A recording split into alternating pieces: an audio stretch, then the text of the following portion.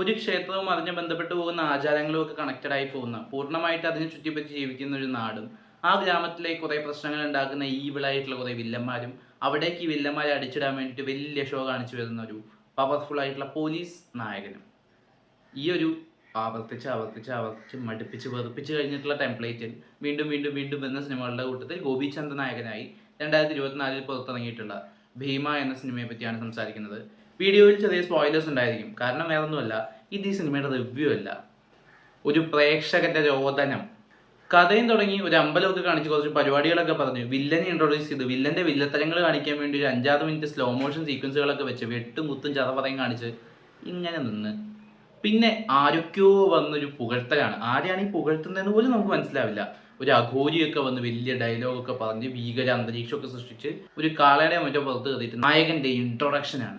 ഈ നായകന്റെ ഇൻട്രൊഡക്ഷനിൽ നായകനെ സപ്പോർട്ട് ചെയ്യാൻ വേണ്ടി നിർത്തുന്ന ആൾക്കാരല്ല, വില്ലന്റെ സൈഡിലും വില്ലന്റെ വീട്ടിലെ പെണ്ണുങ്ങളും വില്ലന്റെ വീട്ടിൽ നിൽക്കുന്ന ഗുണ്ടകൾ, അങ്ങനെ വഴി കൂടെ പോകുന്നവർ മുഴുവൻ ഓരോരോരോ ഡയലോഗ് വെച്ച് ഇങ്ങനെ പൊക്കി പൊക്കി പൊക്കി പൊക്കി കൊണ്ടുവരികയാണ് ഇങ്ങനെ നായകനെ. ഒരു ഇങ്ങനെ കാളയുടെ പുറത്തൊക്കെ ശിവനായിട്ടാണ് വരുന്നത്. അപ്പം അങ്ങനെ എന്തോ സാധനമാണ്, നന്ദിയായിരിക്കും.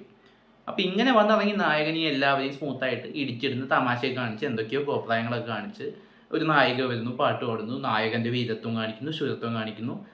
കുറേ കഴിഞ്ഞപ്പോൾ ഇൻട്രസ്റ്റിംഗ് ആയിട്ടുള്ള ഒരു സീക്വൻസ്, ഒരു ഫൈറ്റ് സീക്വൻസ് വന്നു, കൊള്ളാം. അവിടെ നിന്ന് അങ്ങോട്ട് ചിലപ്പോൾ സീരിയസ് ആയിട്ട് കയറി പോകുമെന്ന് തോന്നി. അതൊരു ഇൻ്റർവെല്ലിൽ ഇങ്ങനെ സ്റ്റോപ്പ് ചെയ്ത് അവിടെ നിന്ന് വേറൊരു നായകനെ കാണിക്കുകയാണ്. നായകൻ ഡബിൾ റോളാണ്. അപ്പം മറ്റേ നായകൻ്റെ കഥയും ഇതുപോലെ അത് പക്ഷേ വലിയ ബിൽഡപ്പ് ഒന്നുമില്ല, അതിൽ കാര്യമായിട്ടൊന്നുമില്ല. ആ നായകനെ കാണിക്കുന്നു, നായകൻ്റെ വിഷമങ്ങൾ കാണിക്കുന്നു, അയാളുടെ ജീവിതം കാണിക്കുന്നു, ഒരു നായിക വരുന്നു, അതിൻ്റെ വേറെ പ്രശ്നങ്ങൾ, ഇങ്ങനെ പോയി അവസാനം ഇതൊക്കെ കൂടുതൽ സ്ഥലത്ത് കൊണ്ട് കൂട്ടിമുട്ടിക്കും.